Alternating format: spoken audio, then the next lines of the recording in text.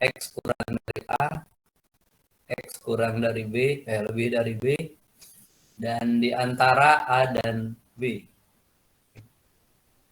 Bila sudah diberikan grafik seperti ini, dengan mudah kita dapat mengetahui di mana dia berada pada interval mana dia naik dan turun. Dengan acuan nilai X yang semakin besar, jadi X-nya kalau makin besar ini ke kanan terus ya. Nah, jadi kalau X-nya makin besar, dalam interval kurang dari A, kalau posisi X-nya di sini ya, posisi X-nya di sini, ini grafiknya di sini. Kalau X-nya kita perbesar, nanti grafiknya lanjut ke sini. X-nya perbesar lagi, lanjut lagi, dan seterusnya. Jadi pada posisi ini, dalam interval X kurang A, apabila X-nya membesar, maka grafiknya akan naik. Y-nya nambah terus. Dan seterusnya nanti X-nya kita perbesar terus, tapi grafiknya justru turun di sini. Ya. Dalam interval antara A dan B. Kemudian nanti dia naik lagi. Jadi dengan mudah kita bisa tentukan interval saat mana dia naik, saat mana dia turun. Jadi istilahnya adalah monoton naik. Jadi kurva fungsi Y sama dengan fx ini monoton naik pada interval X kurang dari A atau X lebih dari B. Sekali lagi saya ingatkan, cara bacanya adalah X-nya diperbesar. Mulainya dari sini misalnya, berarti grafiknya adanya di sini. Kalau X-nya diperbesar, berarti nanti dia akan bergerak naik terus.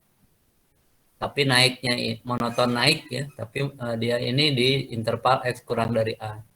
Begitu juga kalau misalnya X-nya kita ambil lebih dari B, kita perbesar, nanti dia akan naik. Jadi monoton naik pada interval X kurang dari A atau X lebih dari B. Selanjutnya monoton turun. Nah, jadi ini posisinya naik ya, di sini. Kemudian di sini juga naik. Kemudian monoton turun pada interval A kurang dari X kurang dari B.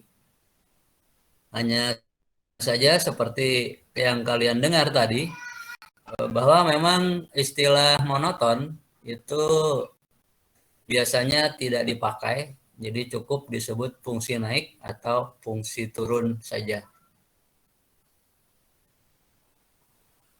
Selanjutnya kita juga sudah tahu bahwa turunan pertama dari f aksen X ini memberikan makna kemiringan.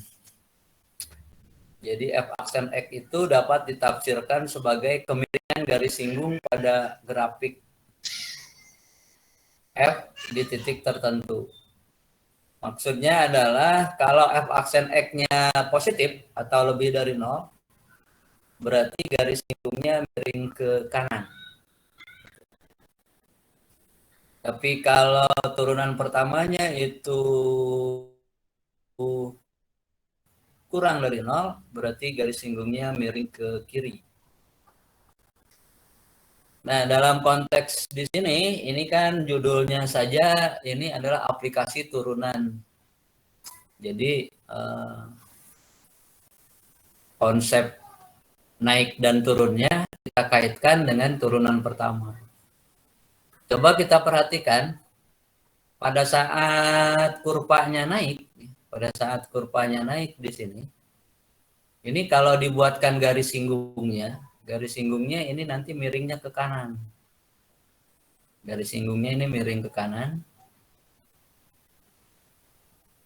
Begitu juga di sini. Saat kurvanya naik, garis singgungnya ini miring ke kanan. Miring ke kanan berarti kan f aksen X-nya lebih dari 0. Kalau di sini dibuatkan garis singgungnya, maka garis singgungnya ini akan miring ke kiri.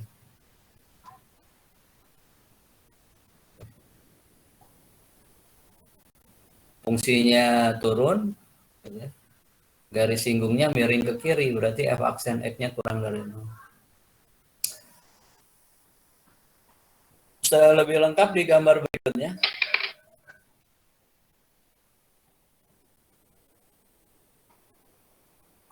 Nah, ini gambar yang relatif sama ya.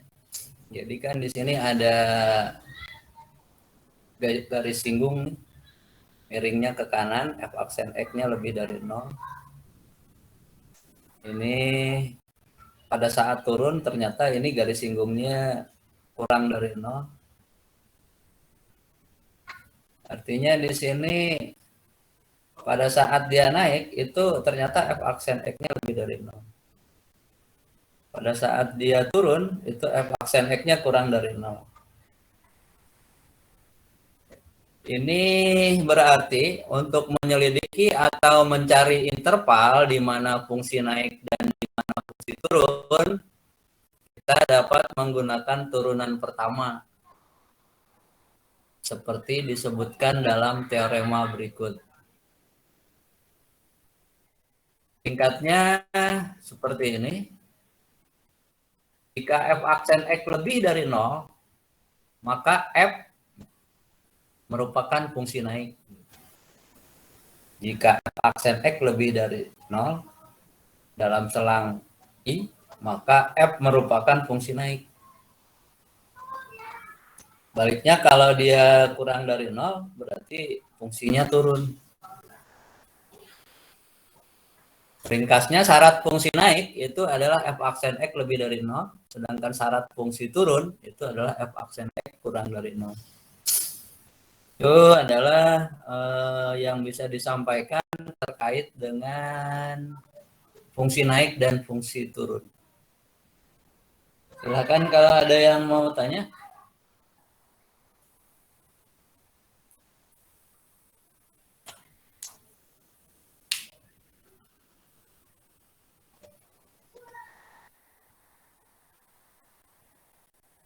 Ya, jadi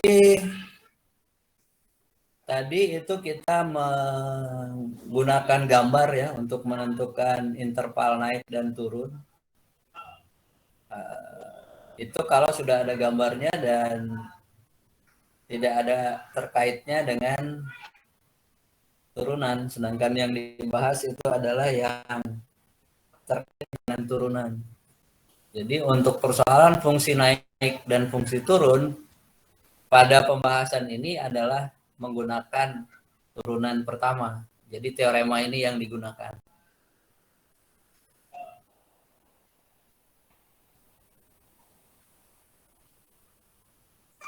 Ya, agar dapat tergambar dengan lebih jelas persoalannya, kita lihat contoh berikutnya.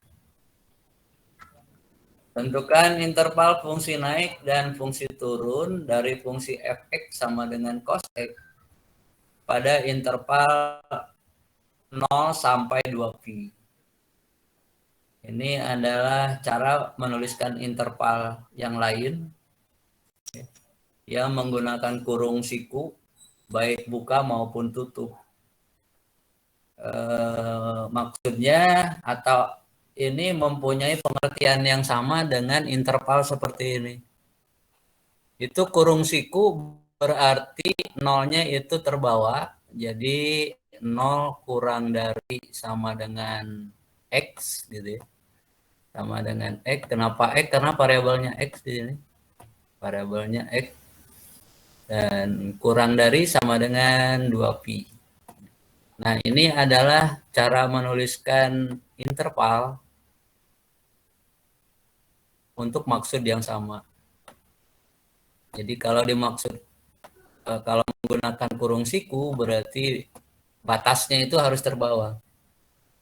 Nolnya itu harus terbawa, supaya ke bawah berarti pakai sama dengan. Itu kurung ya, cara tulis interval.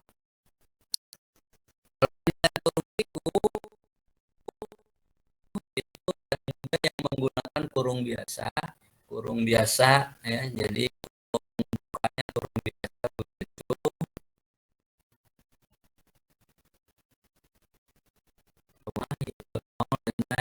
pi. Tapi kurungnya di sini dua kurung biasa. Kalau yang tadi kan kurung, misalnya ini ya. Kalau dua-duanya terbuka, kalau dua-duanya kurung biasa maksud saya.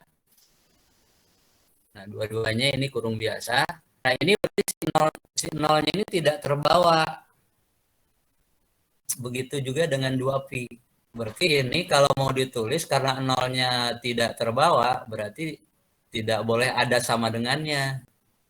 Berarti harus kurang dari saja. 0 kurang dari X, gitu. Kurang dari X, kurang dari 2pi. Nah, ini adalah cara menuliskan interval. Biasanya saya selalu menggunakan notasi yang saya tulis tangan ini. Biasanya gitu. Tapi di buku yang dipinjamkan oleh sekolah itu ada yang menggunakan notasi seperti ini. Memang ada dari sananya. Itu ya. Ini kalau kurung siku, ini maksudnya ini. Kalau kurung biasa maksudnya begini. Atau bisa juga, kalau ini kan dua-duanya kurung siku, ini dua-duanya kurung biasa. Atau bisa juga yang satu kurung siku, yang satunya tidak, ya. Bisa juga. Misalnya ini ya, misalnya yang ini. Misalnya ini saya ganti menjadi kurung siku. Ini saya ganti jadi kurung siku, tapi yang ini tetap kurung biasa ini. Nah, maka kalau begini berarti si nolnya ke bawah, berarti pakai sama dengan 0 kurang dari sama dengan X, ini kurung biasa, berarti 2pi-nya nggak ke bawah. Berarti harus kurang dari saja. Itu sekitar notasi interval bilangan gitu ya. Berikutnya kita akan tentukan saat mana fungsi cos X itu naik dan turun.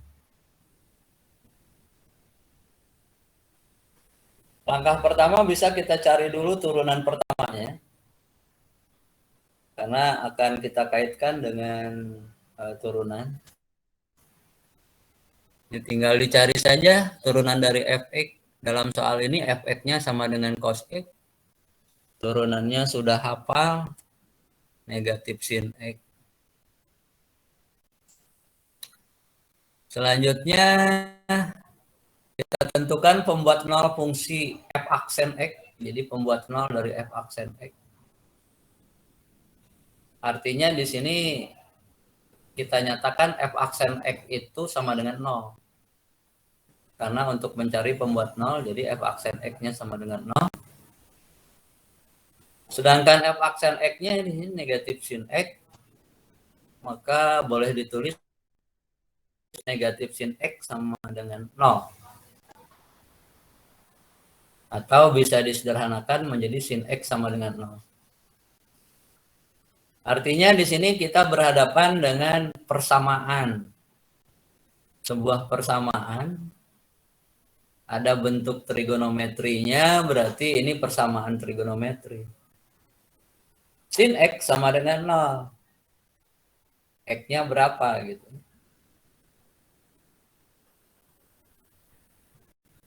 Maka X-nya kalau langsung dijawab ini adalah 0, pi, dan 2pi.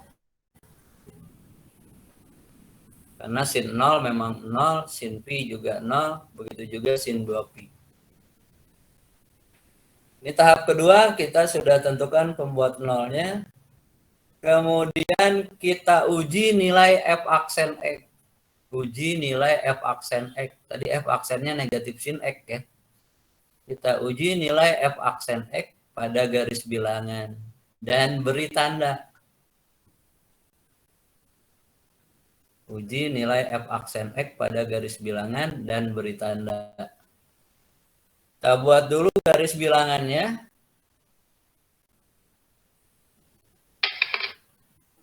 Kita buat garis bilangannya.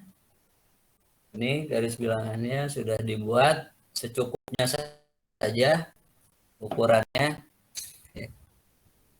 Kemudian interval yang ada di soal dan pembuat nol tadi kita simpan pada garis bilangan. Di sini ada 0, kemudian ada pi, kemudian ada 2pi. Berikutnya, karena yang diminta itu di dalam interval 0 sampai 2pi, maka dalam interval 0 sampai 2pi ini ada dua interval. Ada dua, dibagi menjadi dua interval, yaitu interval antara 0 dan pi, kemudian interval yang kedua antara pi dan 2pi. Di sini tadi kan uji nilai f aksen X. Jadi kita harus hitung f aksen X. X-nya itu adalah sudut yang ada dalam interval ini. Jadi kita pilih, ya,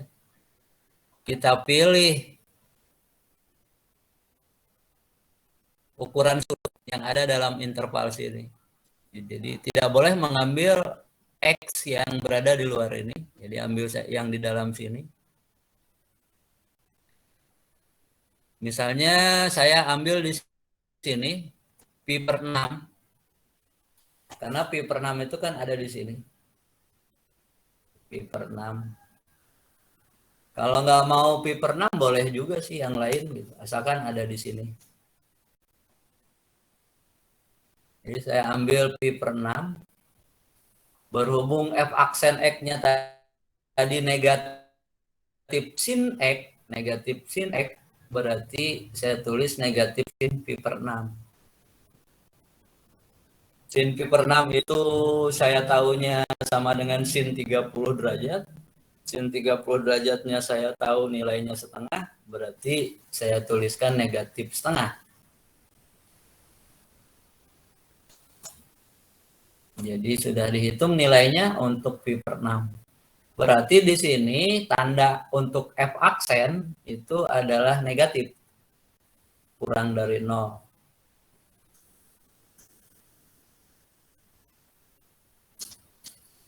Kemudian ambil juga yang di sini. Saya ambil 7 pi per 6. Sama ini juga bebas saja. Ya. Mau berapa saja yang diambil di sini silahkan. 7 pi per 6 itu saya yakin ada di sini.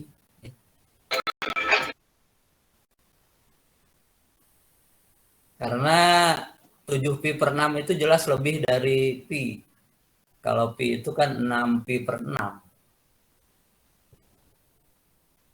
Dan kurang dari 2 pi. Karena kalau 2 pi itu kan 12 per 6. Kalau ini 7 pi per 6.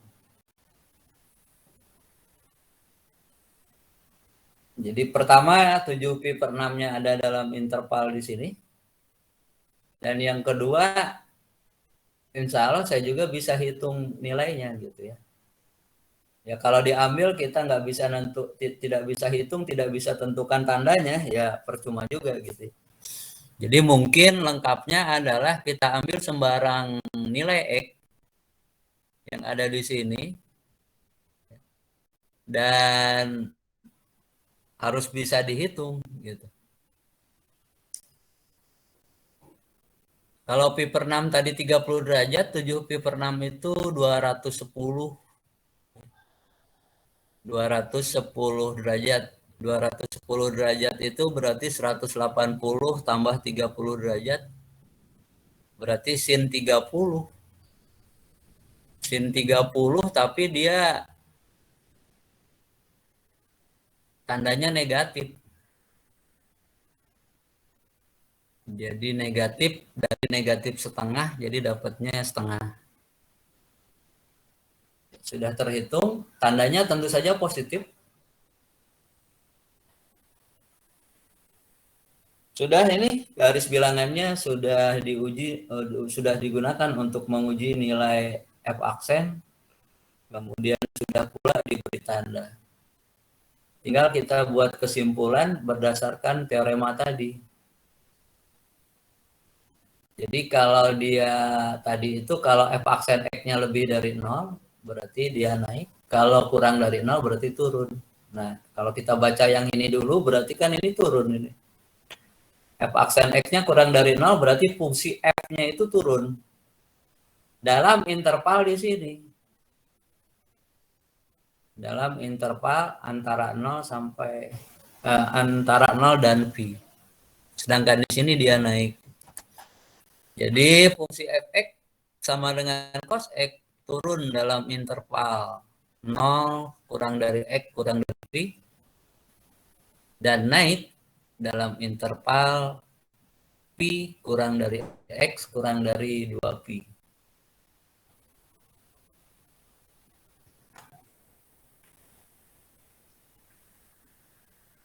Dia itu cara menentukan saat mana suatu fungsi dikatakan naik dan saat mana dia dinyatakan sebagai turun.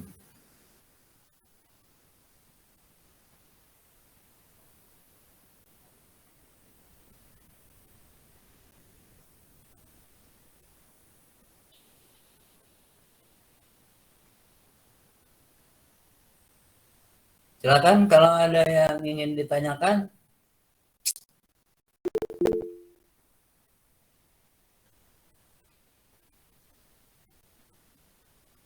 Dela. Ya Pak, mau nanya, itu kan tadi cara mencari positif negatifnya itu kan dari uji sudut gitu kan. Kalau misalnya dilihat dari kayak kuadrannya gitu, bisa nggak ya Pak? Bisa. Jadi nggak usah pakai uji sudut gitu, lihat dari kuadrannya langsung boleh. Boleh. Terima kasih Pak. Ya. Jadi bisa saja ini pi per 6 gitu ya. Pi per 6. Tapi yang dimaksud lihat kuadrannya itu mungkin begini ya, mungkin ya takut salah persepsi yang lain saja ini. F aksen pi per 6. Pi per 6 itu negatif sin pi per 6. Nah, di sini sin pi per 6 itu kuadran 1. Berarti dia positif. Berarti di sini negatif kali positif jadi negatif gitu. Boleh gitu. Jangan dilihat kuadran pi per 6-nya, tapi keseluruhannya gitu. Kalau dilihat sudutnya saja, 7pi per 6, 7pi per 6 ini kuadran 3. Kuadran 3 negatif. Negatif, tapi kan tandanya jadi, tanda akhirnya jadi positif. Hal itu karena dia negatif sin. Jadi boleh, kesimpulannya boleh, tapi harus hati-hati. Ya, silakan yang lain.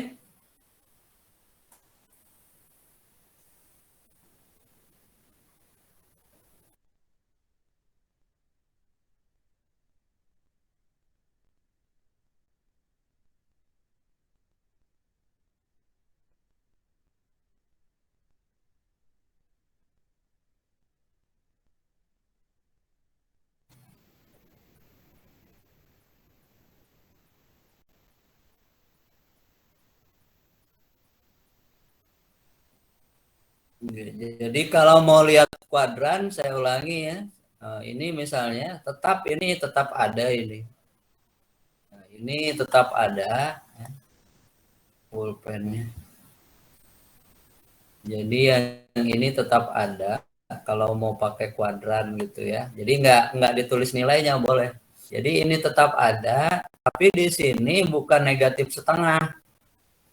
Bukan negatif setengah, melainkan saya tulis di sini saja ya. Nah, melainkan tulisannya itu katakanlah sama dengan boleh lah negatif ya. Negatifnya itu dari rumusnya sin pi per 6 ya. sin pi per 6. Nah ini yang kuadran 1. Karena kuadran 1 berarti positif. Jadi dia harus dikalikan. Ini ada titiknya nih ya. Aduh, ada titiknya atau kali gitu lah. Titik sih bagusnya karena suka ketuker juga. Ya, dengan tandanya positif gitu ya. Nah, kesimpulannya kan negatif kali positif itu kan negatif. Jadi hasil hitungannya negatif. Berarti f aksen x-nya tandanya negatif, maksudnya gitu. Ya, jadi kalau pakai kuadran boleh gitu. Ya, kalau tidak ada dilanjut dengan contoh berikutnya.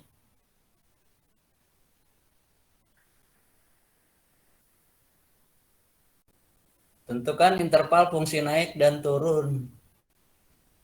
Fx sama dengan sin 2x pada interval mulai dari 0 sampai 180.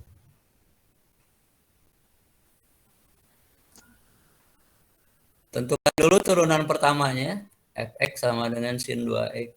Ada yang ingat turunannya apa?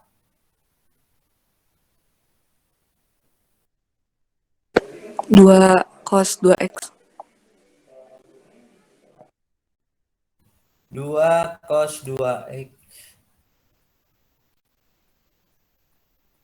Kok nggak mau? Nggak mau ya. F aksen x. Nah, 2 cos 2x gitu. Kemudian pembuat nolnya. Berarti 2 cos 2x sama dengan 0. Kemudian bisa disederhanakan ini. Dibagi 2. 2 kali cos 2x kita bagi 2. Berarti cos 2x sama dengan 0. Kalau contoh pertama tadi, kita berhadapan dengan persamaan trigonometri di sini juga. Pada contoh pertama tadi, X-nya itu dicari dikotret mungkin gitu ya, tapi tidak dituliskan caranya. Kalau yang ini saya tuliskan caranya. Cos 2x sama dengan 0. Ini ruas kanannya, kirinya cos, bentuknya cos, ruas kanan juga kita tulis dalam bentuk cos. Dalam bentuk cos, yaitu cos berapa yang nilainya 0. 90. Berarti cos 90 derajat. Derajatnya harus disebut, harus ditulis, karena kalau tidak disebut, tidak ditulis, itu berarti masuknya radian. Jadi biasanya kebanyakan siswa itu bandel ya. Jadi kalau misalnya suruh tulis cos 90 derajat, dia nggak mau pakai derajat. Dia maunya itu nulisnya cos 90. Satu kesalahan, kalau derajat dia harus tuliskan derajatnya. Karena kalau tidak ditulis dalam derajat, berarti itu radian. Kalau cos 90 derajat itu memang 0. Gitu. Tapi kalau cos 90 nggak bakalan 0. Coba aja dicek di kalkulator. Nggak bakal. Jadi, iya, jadi apa namanya, aturannya begitu. Jadi kalau derajat nggak ditulis itu radian. Oke, nah ini saya paham maksudnya 90 derajat, tapi harus tetap diperbaiki gitu ya. Serba salah juga gurunya ya, serba salah juga gurunya. Mau disalahkan, apa namanya, takut anaknya memang ngerti, tapi ya gitu, gitu ya. Mau dibetulkan, takut ke bawah sampai seterusnya gitu. Jadi ya resikonya setiap yang bilang ini 90 saya harus tegaskan ini derajat gitu. Ya. Jadi kalau 90 derajat ini 0. Selanjutnya ruas kirinya sudah dua-duanya cos. Maka ini 2x-nya bisa dicari yaitu 2x sama dengan 90 derajat. Karena tadi disebutnya 90 derajat. Nanti 90 derajat ditambah N kali 360 derajat. Atau 2X sama dengan negatif 90 derajat. Tambah N kali 360 derajat. Kalau di rumusnya ini bukan 2X tapi X. Di sininya alfa misalnya. Maka di sininya alfa, di sini negatif alfa. Yang harus dicari itu adalah harga X-nya. Berarti di sini kita bagi 2. Jadi X-nya sama dengan 45 derajat ditambah N kali 180 derajat. Yang ini juga dibagi 2, min 45 derajat tambah N kali 180 derajat. Selanjutnya kita pilih harga N. Kita pilih harga N. N ini berupa bilangan bulat. Pilihlah N, tapi dengan perkiraan ya ada di interval ini. Atau kalau di luar juga jangan terlalu jauh lah gitu ya. Saya pilih N-nya 0. Saya pilih N-nya 0. Kalau N-nya 0 kita hitung di sini sekarang. Kita hitung di sini. Berarti 45 derajat ditambah 0 kali 180. Berarti kan dapatnya 45. Dan 45 derajat ini memang ada dalam interval ini. Oke. Itu kalau dari persamaan yang ini. Kalau dari persamaan yang kedua, berarti nanti dapatnya X-nya negatif 45 derajat. Dan negatif 45 derajat itu kan di luar. Di luar.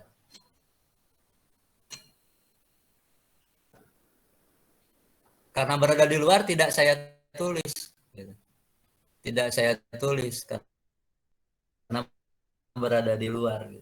Tapi kalau mau ditulis juga boleh saja. Tapi harus menggunakan keterangan. Tidak memenuhi. Atau di luar interval. Kalau mau ditulis. Saya sekarang pilih tidak ditulis. Karena dia walaupun ditulis juga nggak kepake juga gitu. Setelah itu menimbang saya pilih juga 1. Kemudian saya hitung pula di sini N1 45 ditambah N-nya 1 kali 180 berarti 45 tambah 180 sudah pasti di luar. Jadi tidak karena saya tahu dia di luar tidak saya tulis. Kemudian lanjut ke sini negatif 45 derajat tambah N kali 180 derajat. Negatif 45 derajat tambah 180 itu 135. 135 itu di dalam kan? Berarti saya tulis di sini. Jadi pembuat nolnya 45 derajat dan 135 derajat. Adapun yang negatif 45 derajat sekali lagi tidak saya tuliskan. Kalau mau dituliskan juga boleh, tapi tambah keterangan tidak memenuhi. N sama dengan 1 ada 225 tidak saya tuliskan. Kalau mau dituliskan juga boleh, tapi pakai keterangan lagi tidak memenuhi. 135 memenuhi ditulis. Jadi sekarang kita sudah dapat pembuat nolnya. kita buat garis bilangan.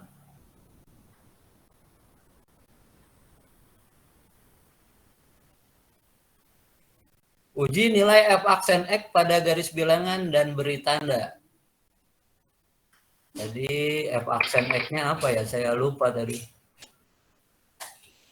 F aksen X-nya adalah 2 cos 2X ya. 2 cos 2X. Ya, bikin aja garis bilangan, kemudian di sini ada 0, ada 180, ada 45, ada 135.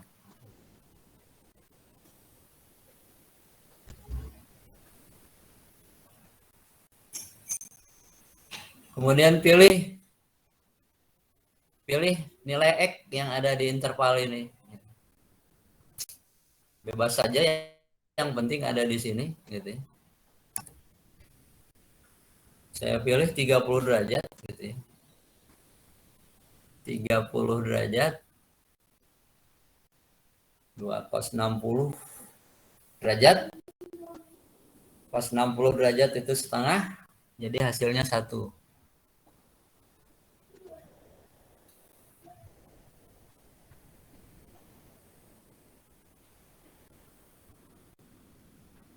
Jadi di sini tandanya positif. Gitu. Kalau pakai kuadran, F aksen 30 derajat sama dengan 2 cos 60 derajat. Berarti ini 2 itu positif, cos 60 itu juga positif, berarti tandanya positif. Gitu. Berikutnya di interval yang tengah di sini juga dihitung.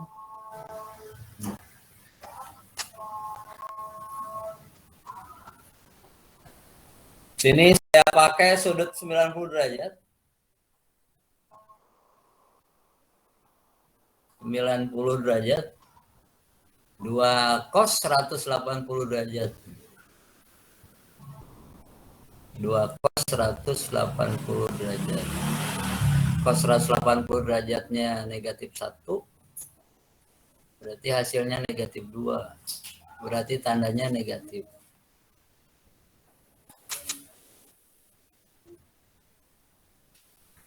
Kalau kamu pakai 90 derajat, tapi kamu akan menggunakan kuadran, maka 180 derajat ini bukan kuadran. Dia tidak di mana-mana kalau 180 derajat. Gitu ya. 180 ini adalah sudut batas.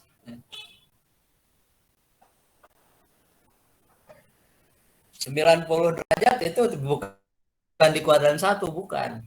Kuadran 1 itu ukurannya lebih dari 0 tapi kurang dari 90.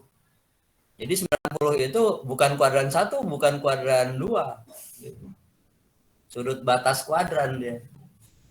Jadi kalau di sini kamu ambil 90 derajat, kemudian kamu tidak menghitung nilainya tapi menggunakan kuadran, itu logikanya kurang pas gitu. Kalau mau menggunakan kuadran. Jadi mungkin kamu ambil aja ya, jangan yang hasil akhirnya itu batas gitu ya. Jadi ya berapa sih maunya, 50 ya misalnya. 50 derajat boleh nih diambil. 50 derajat. 50 derajat berarti 2 cos 100 derajat. Gitu ya. 2 cos 100 derajat. 2 itu tandanya positif, cos 100 derajat itu tandanya negatif. Kan 100 itu adanya di kuadran kedua. Kalau kuadran kedua, cos itu harus negatif. Berarti 2-nya positif, cos 100-nya itu nggak dihitung, tapi tandanya itu adalah negatif. Maka hasilnya negatif.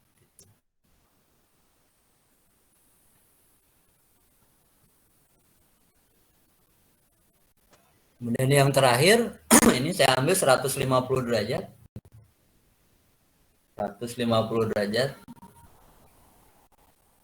sama dengan 2 cos 300. Kalau dihitung nilainya berarti 2 cos 300 itu berarti 300 derajat itu 360 kurangi 60 derajat. Berarti sama dengan cos 60 derajat. Kuadrat 4 cos itu positif. Jadi positif cos 60. Berarti 2 kali setengah itu 1. Jadi tandanya positif.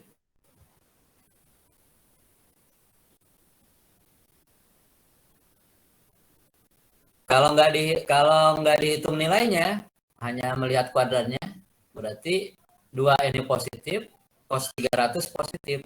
Berarti positif kali positif tentu tanda F aksennya positif.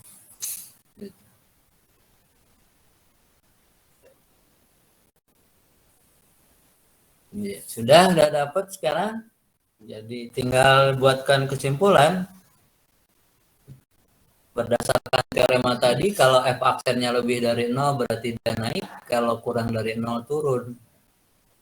Yang lebih dari 0-nya ada di 2 interval, ini 1, sini 1. Jadi dia akan naik, fungsi fx sin 2x itu naik dalam interval 0 derajat kurang dari 45 derajat atau 135 derajat kurang dari x kurang dari 180. Kemudian dia juga turun dalam interval. Terus contoh yang kedua, silakan kalau ada yang mau tanya.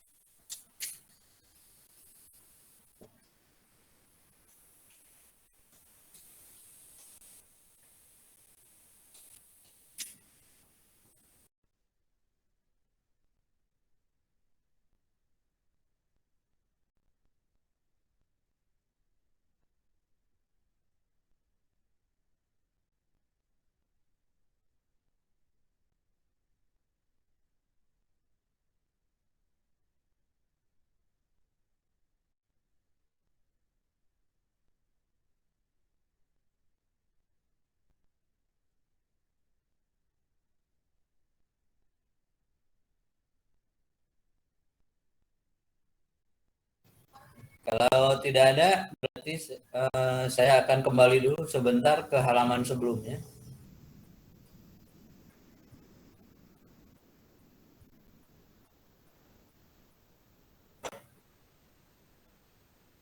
Biar enggak share screen lagi, saya kembali saja.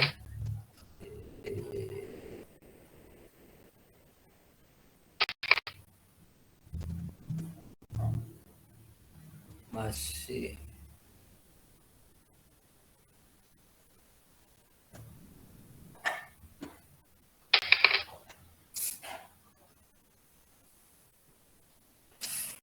Masih belum.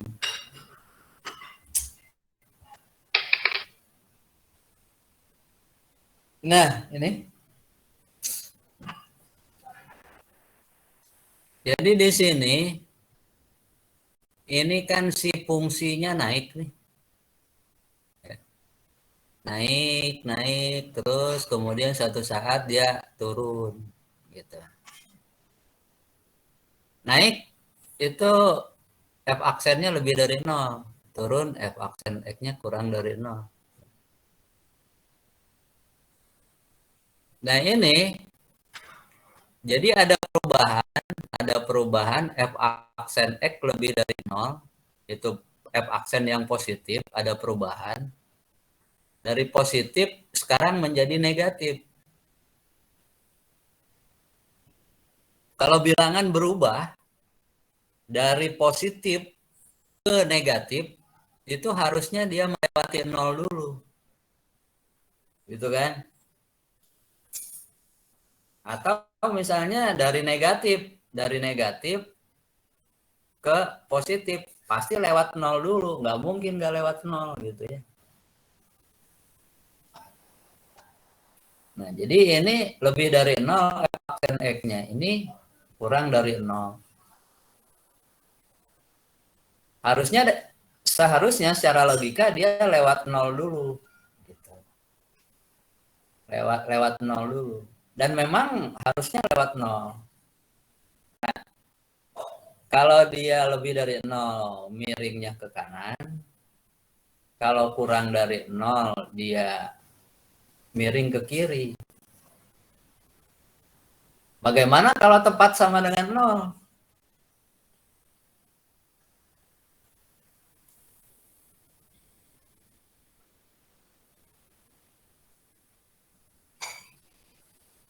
Ya, kalau tepat sama dengan 0 bagaimana?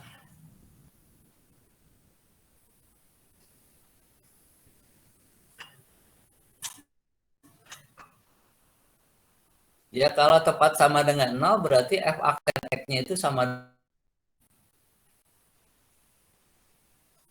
F aksen itu gradien, kemiringan. Kemiringannya 0 berarti horizontal. Jadi di sini nanti ya, sesaat sebelum dia berubah menjadi negatif, dia harus 0 dulu. Nah, jadi di sini nanti akan ada juga, yaitu f aksen x-nya itu sama dengan 0. Nah, f aksen x sama dengan 0 ini artinya fungsinya tidak naik, tidak turun. Tidak naik dan tidak turun. Di sini juga ada ini saat di mana fungsi tidak naik, tidak turun. Saat fungsi tidak naik dan tidak turun, itu namanya stasioner. Namanya stasioner, titiknya titik stasioner. Ya. Nah, itu jadi ya naik kan, naik turun gitu ya.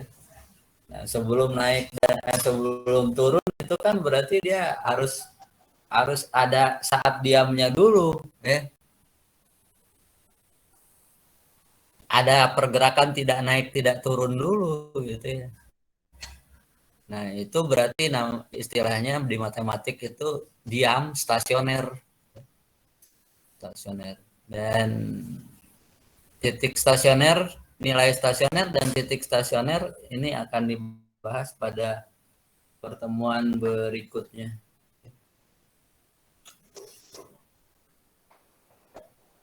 Yaitu yang ya sebagai gambaran untuk pertemuan berikutnya, yaitu jadi titik